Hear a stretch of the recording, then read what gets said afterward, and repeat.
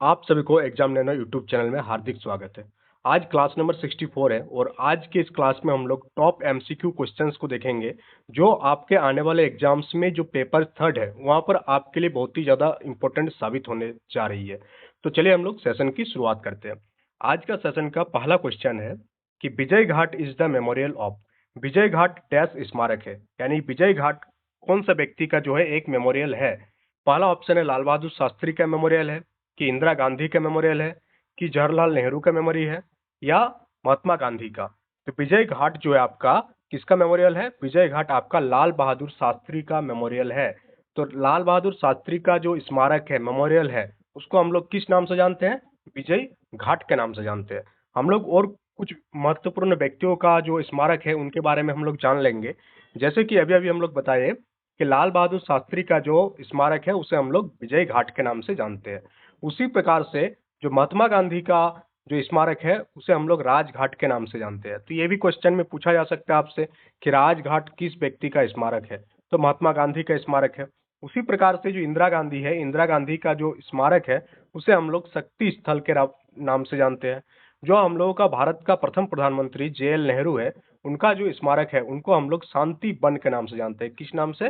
शांति one के नाम से जानते हैं। तो इस प्रकार से चार महत्वपूर्ण व्यक्तियों का जो स्मारक है, ये सारे नाम आपको जो है माइंड में याद में रहनी चाहिए कि किस व्यक्ति का स्मारक का क्या नाम है। यहाँ से क्वेश्चन जो है बहुत सारे एग्जाम में हम देखे रिपीट हुआ है कि राजघाट किसका स्मारक है, इस प्रकार से। नेक्स्ट क्वेश्चन आपसे पूछा जा रहा है कि निम्नलिखित में से कौन सी पुस्तक जो है वो रविंद्रनाथ टैगोर के द्वारा नहीं लिखी गई थी। तो चार पुस्तक के नाम दिया हुआ है, जैसे पहला है डाकघर, दूसरा है गार्डनर यानी कि बागवान, तीसरा है मैजिक सीड्स और चौथा है गोरा। तो इनमें से कौन सा किताब जो है, कौन सा बुक है, वो रविंद्रनाथ टैगोर के द्वारा नहीं लिखा गया है। तो साहित्य के क्षेत्र में जो नोबेल पुरस्कार मिला था किसको? रविंद्रनाथ टैगोर को।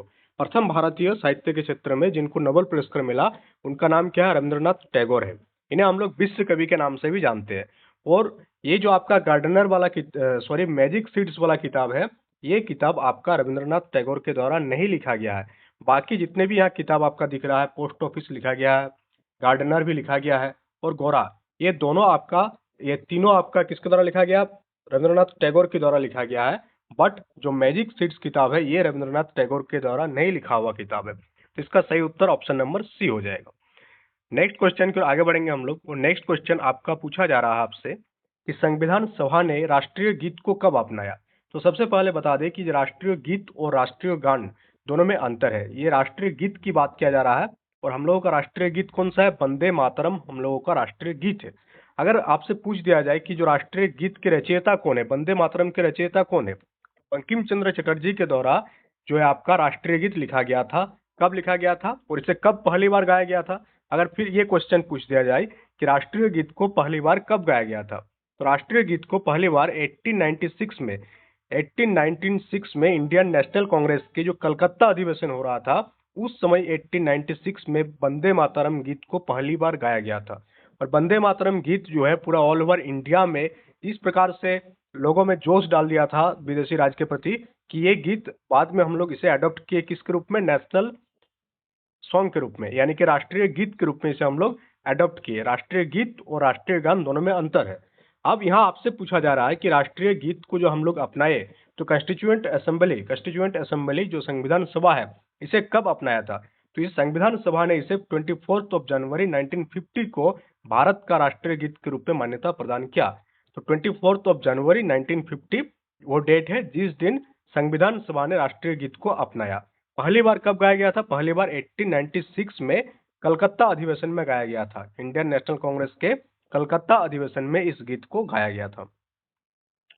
आगे बढ़ेंगे और आगे बढ़ने के साथ साथ बता दें कि चैनल में जो भी नए हैं चैनल को सब्सक्राइब कर लीजिएगा, वीडियो को ज़्यादा से ज़्यादा लाइक कीजिएगा और जो भी वीडियो को देख रहे हैं वो शेयर भी कीजिएगा सो दैट इसका रीच बढ़े। आपके दोस्तों में शेयर कीजिएगा, आपका जो भी ग्रुप है वहाँ आप इसको शेयर कर दीजिएगा। नेक्स्ट क्वेश्चन आपसे पूछा जा रहा है कि वुमेरा रॉकेट लॉन्च स्टेशन कहाँ पर स्थित है। तो वुमेरा रॉकेट लॉन्च स्टेशन जो है आपका इंडिया में तो सिचुएटेड है नहीं है, ये आपका कहाँ सिचुएटेड है? ये आपका ऑस्ट्रेलिया में सिचुएटेड है। तो Woomera rocket launch station is located in Australia, ये ऑस्ट्रेलिया में सिचुएटेड है। नेक्स्ट क्वेश्चन की ओर आगे बढ़ेंगे। कुछ क्वेश्चन ऐसे भी देखने को मिलेगा आपको जो आपसे नहीं बनेगा, क्वेश्चन को ऐसे ही डाला जाता है। जीएस में एनीथिंग अंडर सन पूछा जा सकता है, कुछ क्वेश्चन ऐसे रहता है जिसे स्किप करना रहता है। अगर पता है तो ठीक है, नहीं पता है तो भी ठीक है। बट वैसे बहुत सारे स्टैटिक पार्ट होती है जो आपको 100% पता होनी चाहिए, क्योंकि ऐसे बहुत सारे स्टैटिक पार्ट है जो मैक्सिमम लोगों को पता होगा, और आपको अगर नहीं पता होगा वहां पर तो आप वहां पीछे हो जाएंगे। इसलिए जीएस पर इंपॉर्टेंट क्वेश्चन और प्रीवियस ईयर के क्वेश्चंस पर आपको ज्यादा जोर देना चाहिए। तो यहाँ हम लोग नेक्स्ट क्वेश्चन पर बात कर रहे हैं, और नेक्स्ट क्वेश्चन आपसे पूछा जा रहा है कि निम्नलिखित में से किस भारतीय मुक्केबाज का उपनाम जो है वो अहिर मुक्केबाज, यानी कौन सा मुक्केबाज को हम लोग अहिर मुक्केबाज के रूप में जानते हैं, अहिर बॉक्सर के नाम से जानते हैं। तो आपका जो वैभव जाधव है, इनको हम लोग अहिर बॉक्सर के नाम से जानते हैं। किस नाम से? अहिर मुक्केबाज। किनको कहा जाता है? वैभव जाधव को।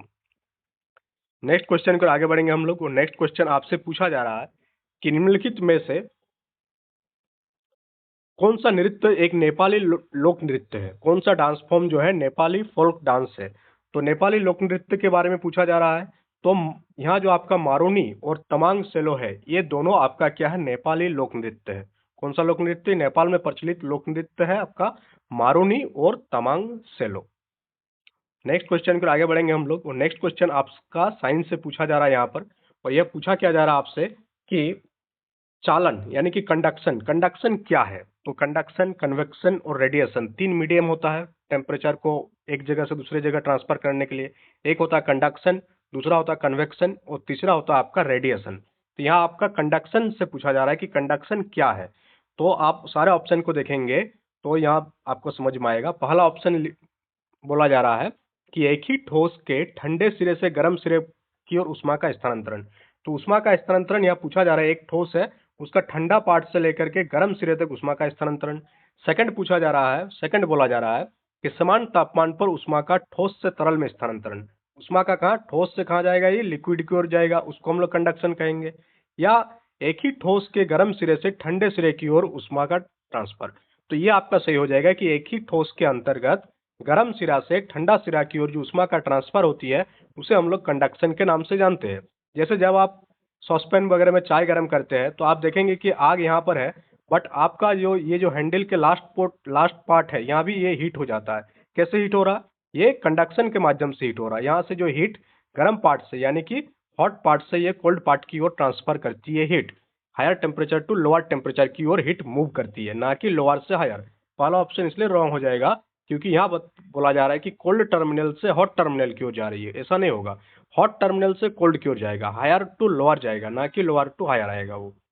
तो ये हो गया कंडक्शन। अगर आपसे पूछ दिया जाए कि कन्वेक्शन, कन्वेक्शन क्या है, तो कन्वेक्शन का जो प्रोसेस है वो आपका लिक्विड और गैसेस में जिस टाइप से हीट का ट्रांसफर होती है उसे हम लोग कन्वेक्शन के नाम से जानते हैं। जैसे वाटर में हीट का ट्रांसफर होती है, गैसेस में एक जगह से दूसरी जगह हीट की ट्रांसफर होती है।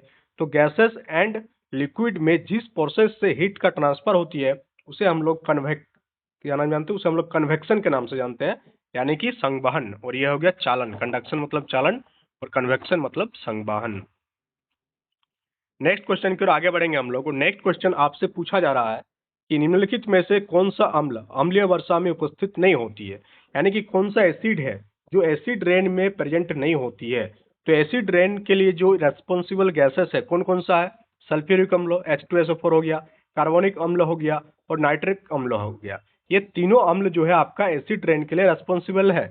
बट अगर आप फार्मिक अम्लों को देखेंगे, फार्मिक एसिड को देखेंगे, तो ये आपका एसिड रेन के लिए रेस्पॉन्सिबल नहीं है। बट फार्मिक एसिड आपका नाम बहुत ही प्रचलित नाम है, बहुत ही फेमस नाम है। तो कौन सा चीज में आपका फार्मिक एसिड पाया जाता है, ये आपको कमेंट बॉक्स में कमेंट करके बताना है कि फॉर्मिक एसिड का सोर्स क्या क्या है। ये कमेंट बॉक्स में कमेंट करके आप लोग बताइएगा फॉर्मिक एसिड का सोर्स। चलिए, सेशन को आप लोग लाइक भी करते जाइएगा। सेशन बहुत ही मतलब डेली बेसिस पर आपको जो सेशन मिल रहा है इससे आपका जीके एंड जीएस ये दोनों पार्ट आपका एकदम मजबूत हो जाएगा।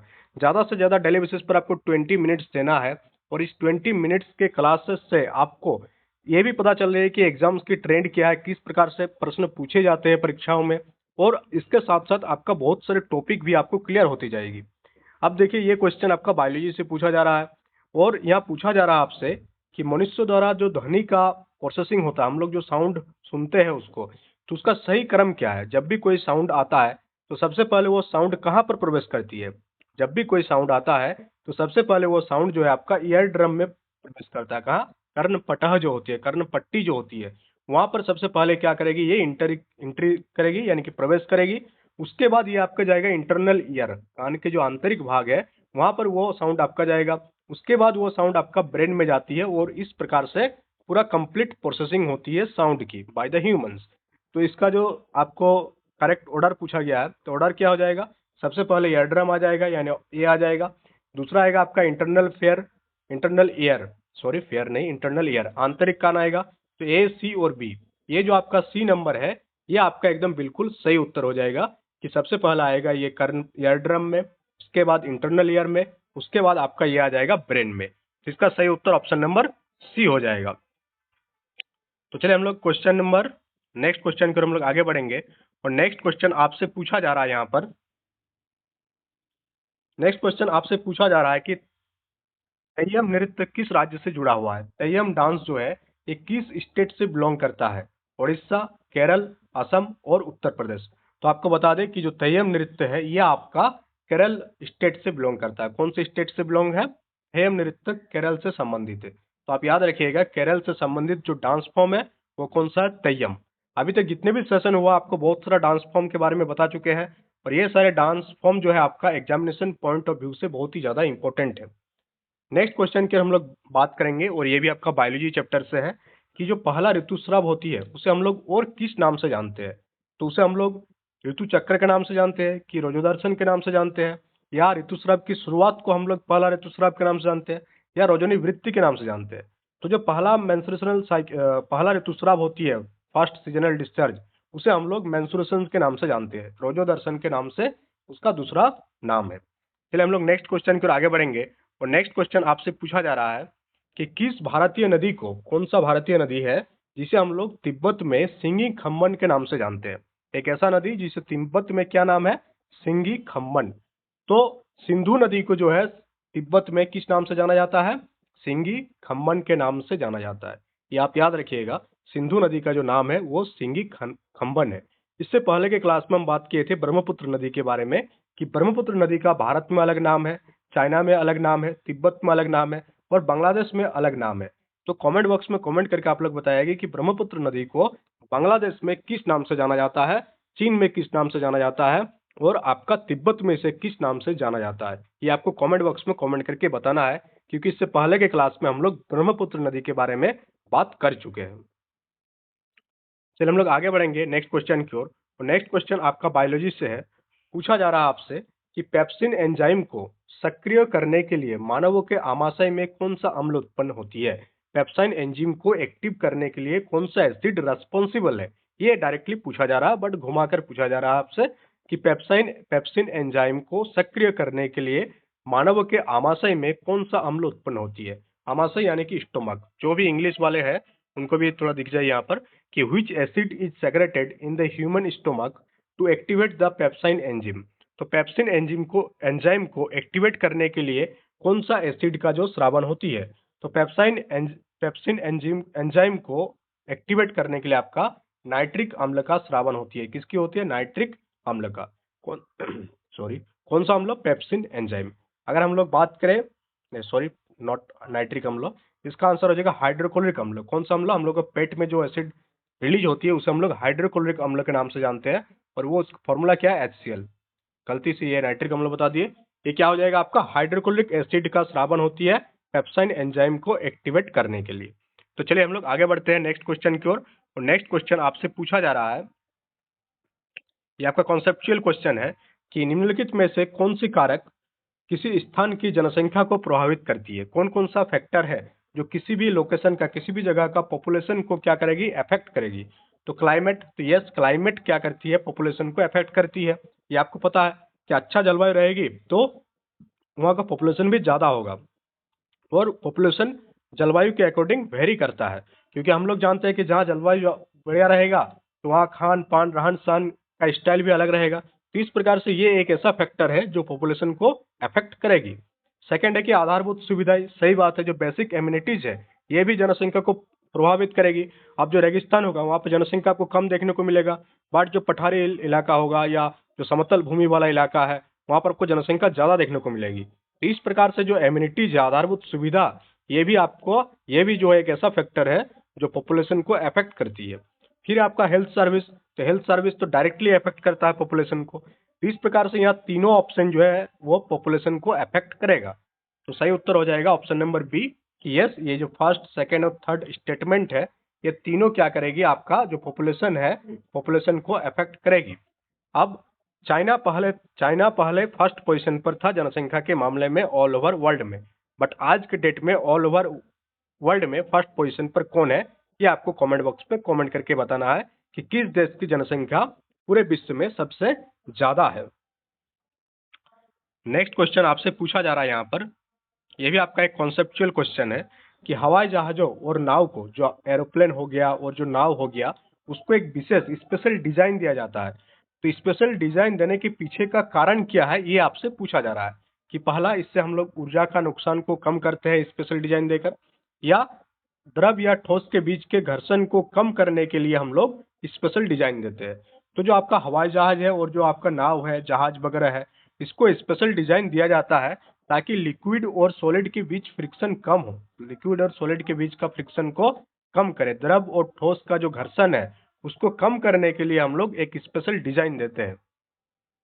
नेक्स्ट क्वेश्चन के हम लोग आगे बढ़ेंगे और नेक्स्ट क्वेश्चन आपसे पूछा जा रहा है यहाँ पर कि नट्टांजलि नृत्य उत्सव, कौन सा उत्सव, नट्टांजलि नृत्य उत्सव, नट्टांजलि डांस जो है, जो फेस्टिवल है, ये कौन सा स्टेट में ऑर्गेनाइज, कौन सा स्टेट में आयोजित किया जाता है। तो नट्टांजलि नृत्य महोत्सव जो है आपका तमिलनाडु में आयोजित किया जाता है। कहाँ पर, तमिलनाडु में आपका नट्टांजलि नृत्य उत्सव आयोजित किया जाता है। तो ये क्वेश्चन भी आपको क्लियर हो गया। सेशन को आप लोग ज़्यादा से ज़्यादा लाइक कीजिए सो दैट डेली बेसिस पर मोटिवेशन मिलते रहे, आप लोगों के लिए बेहतर से बेहतर कंटेंट लाते रहे। इसके लिए आप लोगों से सिर्फ एक ही रिक्वेस्ट है कि आप लोग वीडियो को ज़्यादा से ज़्यादा लोगों तक शेयर कीजिएगा और वीडियो पसंद आने पर आप लोग लाइक जरूर कीजिएगा। ये जो मेहनत करते हैं कंटेंट बनाने के लिए, इसके पीछे सिर्फ और सिर्फ एक ही डिमांड रहती है मेरे साइड से कि आप लोग वीडियो को लाइक कीजिएगा। सबसे पहला, अब आपसे पूछा जा रहा है क्वेश्चन कि कॉफी जो है निम्नलिखित में से भारत के किस राज्य में उगाई जाती है। कॉफी इज ग्रोन या harvested in which part of India, India के किस पार्ट में या किस राज्य में कॉफी का उत्पादन होती है। तो कर्नाटक जो है कॉफी के उत्पादन के लिए फेमस है। तो कॉफी अगर आया, अगर आपका आंसर नहीं मालूम है, आप भूल गए हैं, तो कर्नाटक, कॉफी कर्नाटक, सी के, तो कॉफी कर्नाटक इस प्रकार से भी आप याद रख सकते हैं। नेक्स्ट क्वेश्चन आपका पूछा जा रहा है पॉलिटी से कि अटॉर्नी जनरल ऑफ इंडिया, जो भारत के महान्यायवादी है, इसका नियुक्ति कौन करता है। लोकसभा अध्यक्ष के द्वारा किया जाता है, प्रधानमंत्री के द्वारा किया जाता है, राष्ट्रपति के द्वारा, या उपराष्ट्रपति के द्वारा। तो भारत का जो अटॉर्नी जनरल ऑफ इंडिया, इसके बारे में वर्णन हम लोगों को कौन से आर्टिकल में मिलता है, ये अगर पूछ दिया जाए आपसे, तो आर्टिकल 76 में आपका भारतीय महान्यायवादी के बारे में चर्चा किया गया है। तो अटॉर्नी जनरल ऑफ इंडिया कौन सा आर्टिकल से संबंधित है, आर्टिकल 76 से संबंधित है। और अटॉर्नी जनरल ऑफ इंडिया का जो नियुक्ति किया जाता है वो भारत के राष्ट्रपति के द्वारा जो है अटॉर्नी जनरल ऑफ इंडिया की नियुक्ति किया जाता है। तो दो चीज आप यहाँ याद रखिएगा, आर्टिकल 76 जो कि आपका अटॉर्नी जनरल ऑफ इंडिया से रिलेटेड है, दूसरा कि अटॉर्नी जनरल ऑफ इंडिया का जो नियुक्ति है ये भारत के राष्ट्रपति के द्वारा किया जाता है। तो ये क्वेश्चन भी आपको क्लियर हो गया। नेक्स्ट क्वेश्चन की ओर हम लोग आगे बढ़ेंगे और नेक्स्ट क्वेश्चन आपका पूछा जा रहा है और ये भी आपका जो है इतिहास से है कि तिनकठिया प्रणाली में, तिनकठिया सिस्टम जो था ब्रिटिश राज में, तिनकठिया प्रणाली में किसानों को अपने भूमि जोत के डैश भूभाग पर नील की खेती करनी होती थी। तो तिनकठिया प्रणाली में क्या था कि किसानों को जबरदस्ती नील की खेती करनी पड़ती थी। तो कितने भाग भूमि पर करना पड़ता था, तो 3/20, 3/20, यानी कि 20 अगर जमीन है तो 3 भाग पर उसका नील का खेती करना पड़ता था जबरदस्ती, चाहे आपका मन हो या ना हो। और नील की खेती करने से सबसे ज्यादा प्रॉब्लम थी कि जो भी जमीन पर इसकी खेती होती थी वो जमीन बंजर बन जाती थी। उस जमीन पर बाद में कोई दूसरा फसल जब उगाया जाता था तो वो फसल नहीं उगता था बढ़िया कैटेगरी का। तो इसलिए किसान जो है नील का खेती करना नहीं चाहते थे। और इसी के विरोध में 1917 में कौन आए, महात्मा गांधी आए बिहार में। और कौन सा सत्याग्रह हुआ, चंपारण सत्याग्रह हुआ। तो 1917 में चंपारण सत्याग्रह हुआ, महात्मा गांधी के द्वारा स्टार्ट किया गया इसी तीन कटिया प्रणाली के विरोध में। कहां पर, बिहार में। तो तीन कटिया प्रणाली में क्या होती थी, नील की खेती जबरदस्ती कितने भाग जमीन पर किया जाता था, 3/20 भाग जमीन पर कराया जाता था किसानों से। और इसी के विरोध में 1917 में एक सत्याग्रह हुआ जिसे हम लोग चंपारण सत्याग्रह के नाम से जानते हैं। और चंपारण सत्याग्रह किया गया था किसके द्वारा? महात्मा गांधी के द्वारा चंपारण सत्याग्रह किया गया था। नेक्स्ट क्वेश्चन की ओर आगे बढ़ेंगे हम लोग। और नेक्स्ट क्वेश्चन आपका मराठा साम्राज्य से, कि निम्नलिखित राजाओं में से कौन जो है मराठा साम्राज्य से जुड़ा हुआ है? तो शिवाजी। ये इस क्वेश्चन का आंसर कोई भी दे सकता है कि शिवाजी जो है वो मराठा साम्राज्य से जुड़े हुए थे। तो सही उत्तर हो जाएगा ऑप्शन नंबर ए, मराठा साम्राज्य से कनेक्टेड जो किंग थे, जो राजा थे, वे कौन थे? महाराज शिवाजी। कौन? महाराज शिवाजी। अब हम लोग और कुछ राजाओं के नाम देखेंगे जो ऑप्शन में है, और वो कौन सा साम्राज्य से बिलोंग करता था ये हम लोग देख लेंगे। तो शिवाजी तो मराठा से बिलोंग करते थे। जहांगीर शाह मुगल वंश से बिलोंग करते थे। जो राजा अजित सिंह है वो मारवाड़ वंश थे, राठौड़ वंश थे। और कुली कुतुब शाह वंश से बिलोंग करने वाले सम्राट थे। हम लोग नेक्स्ट क्वेश्चन की ओर आगे बढ़ेंगे। और नेक्स्ट क्वेश्चन आपसे पूछा जा रहा है कि किसने 1893 में महाराष्ट्र में गणपति उत्सव की शुरुआत की? तो गणपति उत्सव की जो शुरुआत किया गया वो किनके द्वारा किया गया? बाल गंगाधर तिलक के द्वारा गणपति उत्सव की शुरुआत की गई, जो आज भी चली आ रही है ये प्रथा। तो कब हुई थी शुरुआत? गणपति उत्सव की शुरुआत कब किया गया था? 1893 में किया गया था। किसके द्वारा किया गया था अगर पूछा जाए कि किसके द्वारा किया गया था? बाल गंगाधर तिलक के द्वारा आपका गणपति उत्सव की शुरुआत किया गया था। तो आज के सेशन में इतना ही क्वेश्चन थे, और हम आशा करते हैं कि ये सेशन आपको पसंद आया होगा। सेशन के बारे में फीडबैक जरूर दीजिएगा। चैनल में अगर नए हैं तो चैनल को सब्सक्राइब कर लीजिएगा। और अगर आप किसी भी कॉम्पिटिटिव एग्जाम्स की तैयारी कर रहे हैं और जीके जीएस को आप बेहतर करना चाहते हैं तो आप चैनल को सब्सक्राइब कीजिए, ज़्यादा से ज़्यादा लोगों तक इसको शेयर कीजिए, सो दैट इसका रीच बढ़े। क्योंकि ये जो रीच बढ़ने की काम है ये आप ही के साइड से हो सकती है, आप ही इसमें जो है पार्टिसिपेट कर सकते हैं।